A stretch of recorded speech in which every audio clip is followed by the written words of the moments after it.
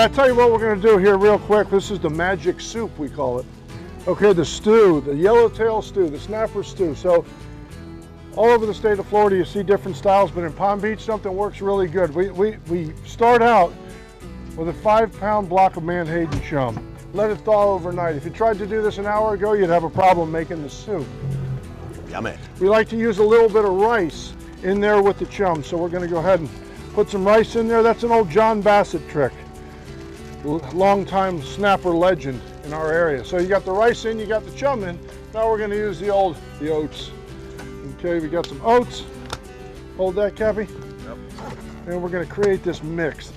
While I'm doing this, Cody, you're gonna get me some salt water if you can. Hold on to that, put the cap back on. See if we can just ladle it a little bit. But he's gonna give me some little bit of water in here. Smells just like that breakfast we all love, granola. There she is. This is granola for yellowtails. Go ahead and give me a little bit, little by little. You don't want to make it too soupy, so go ahead, keep going, keep going. That's it. Yellowtails know the right mix. Never use fresh water, we're using salt water. One of the most important ingredients here, the ladle. Without that, you're probably using your hand and you'll never get the smell off. Mix it up real good, guys. Now, a couple of things real quick. Other than the soup, we have a block of chum in the water already kind of feeding back. If you pan behind the boat, you can see the slick behind the boat. So you already have something in the water. This is adding to that. And what we'll do, you don't want to use too much of this. You want to take your time. We'll go over here and set up camp on the transom.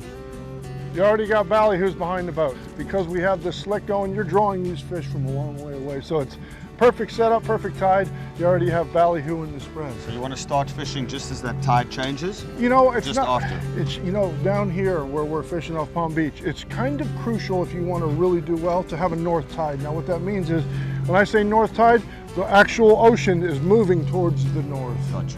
So north wind is opposite. Yeah. North tide that's going that way, north tide, no tide is terrible, south tide is a little slow for fishing, north tide is optimal. So how do you know when it's going to be that north tide, Cap? You better know a lot of friends or call your local tackle store. Okay. And they'll inform you. So yeah, always have a buddy system to be able to do that. So we'll just wait them out. Again, I'll let you ladle the nice soup. Give us a nice ladle. Awesome. A wonderful yellowtail medicine. Oh, this looks delicious. See the ballyhoos on the surface. You can see them swirling around. That's a really good sign.